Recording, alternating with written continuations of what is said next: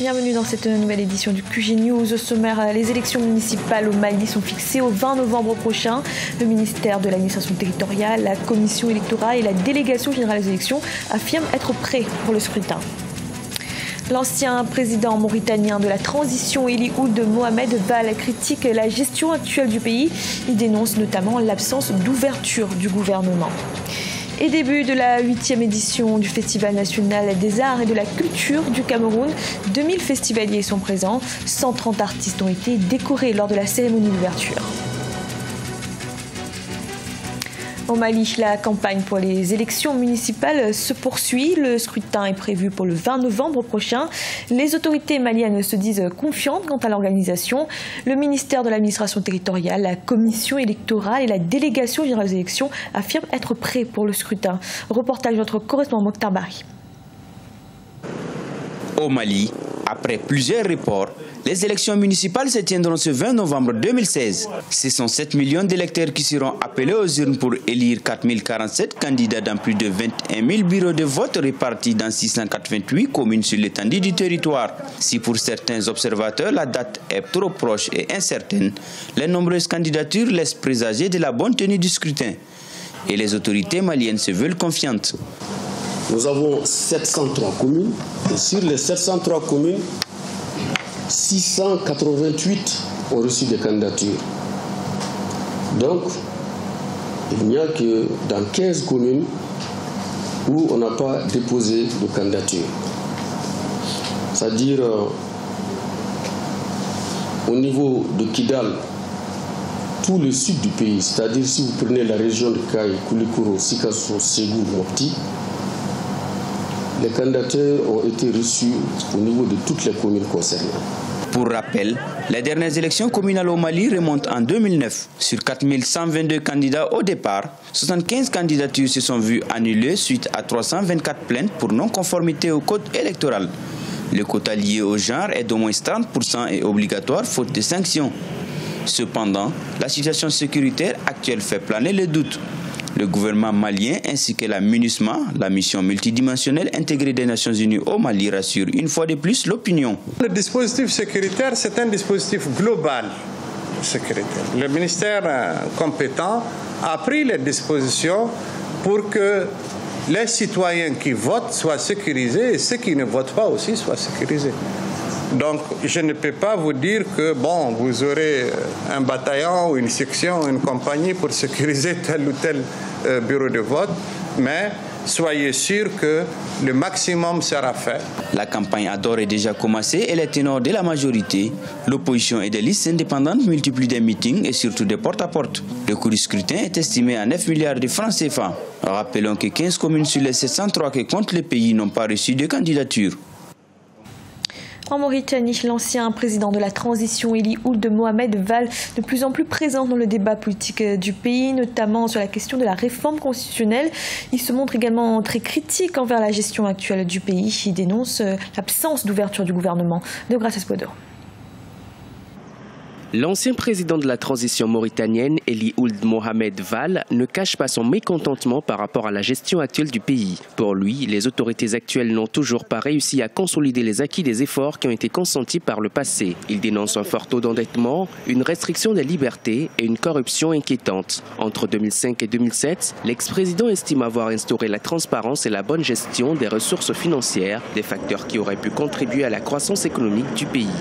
La situation aujourd'hui, c'est 5 milliards en moins de 7 ans, 8 ans, 5 milliards de dollars de dettes. Au moins si cet argent avait été investi dans des projets générateurs de richesses pour les pays et dans la continuité, personne ne trouve à redire. L'opposition n'a jamais refusé le dialogue. Comprenez bien, c'est le pouvoir qui refuse le dialogue. Le minimum de conditions pour qu'il y ait un dialogue et pour qu'il y ait une solution politique et pour que les instruments de cette solution politique puissent être mis en œuvre, le pouvoir les a refusés. L'ancien président Ely Ould Mohamed Mohamed Val est aujourd'hui l'une des plus grandes figures de l'opposition mauritanienne. Durant 2 ans, il a assuré la transition démocratique et organisé des élections auxquelles il n'avait pas participé. Aujourd'hui, il insiste sur le respect de la Constitution, l'instauration d'un état de droit, une transparence dans les engagements du pouvoir actuel et une garantie des libertés individuelles. Des manquements qu'il semble être seul à constater puisque dans les rangs du pouvoir, l'on rassure sur la bonne gestion du pays. Ali n'est pas la bonne personne pour donner des leçons en matière de gestion. Ali a dirigé la police politique pendant 21 ans dans ce pays. La Mauritanie, pour la 4e année successive, est le premier pays, selon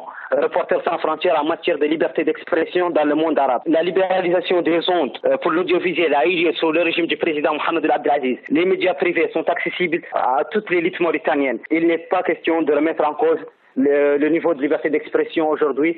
En 2013 puis en 2014, Eli Ould Mohamed Val avait prôné le boycott des scrutins législatifs et présidentiels, dénonçant un manque de clarté dans le processus politique. En 2019, le pays organisera une nouvelle élection présidentielle. Pour certains observateurs, l'ex-chef d'État vise une nouvelle fois la magistrature suprême. Ses récentes sorties médiatiques et autres actions publiques sont considérées comme une pré-campagne pour cette joute électorale.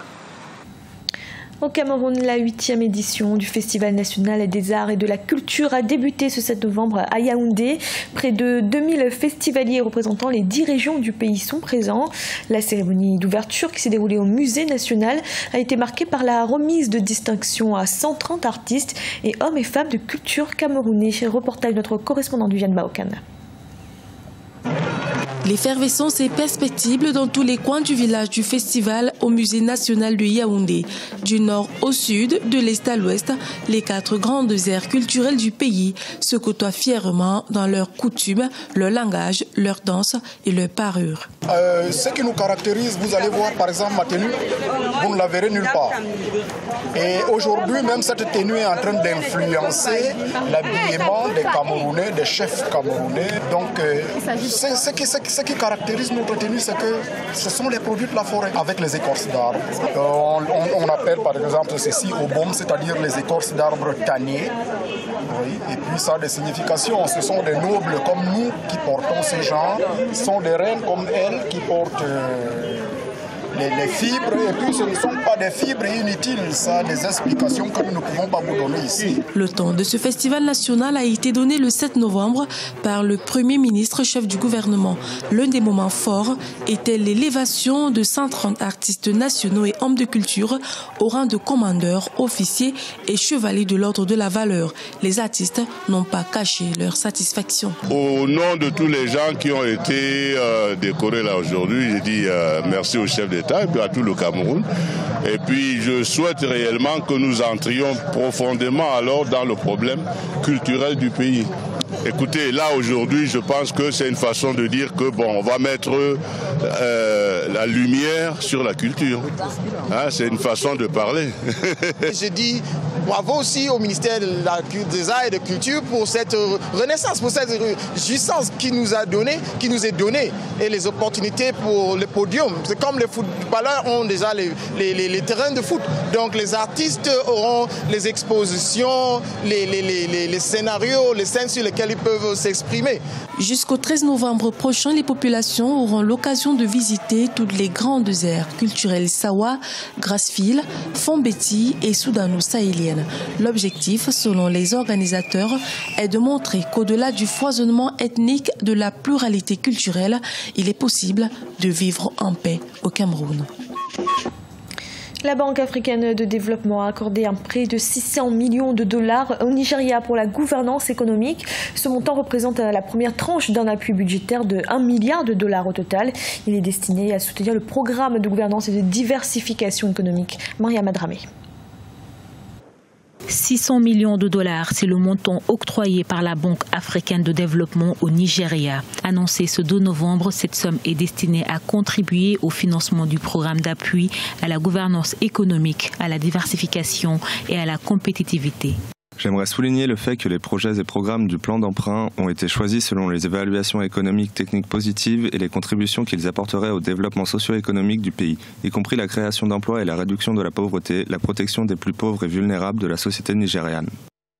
Ce prêt aidera également le gouvernement nigérian à se ménager une marge de manœuvre budgétaire qui facilitera la mise en œuvre de son budget. Après le refus du Sénat d'un emprunt de près de 30 milliards de dollars destiné, selon le président Muhammadu Buhari, à relancer l'économie. Cette aide va aider le gouvernement à pouvoir relancer l'économie nationale. Pendant un bon moment, l'économie du pays a été essentiellement basée sur le secteur pétrolier.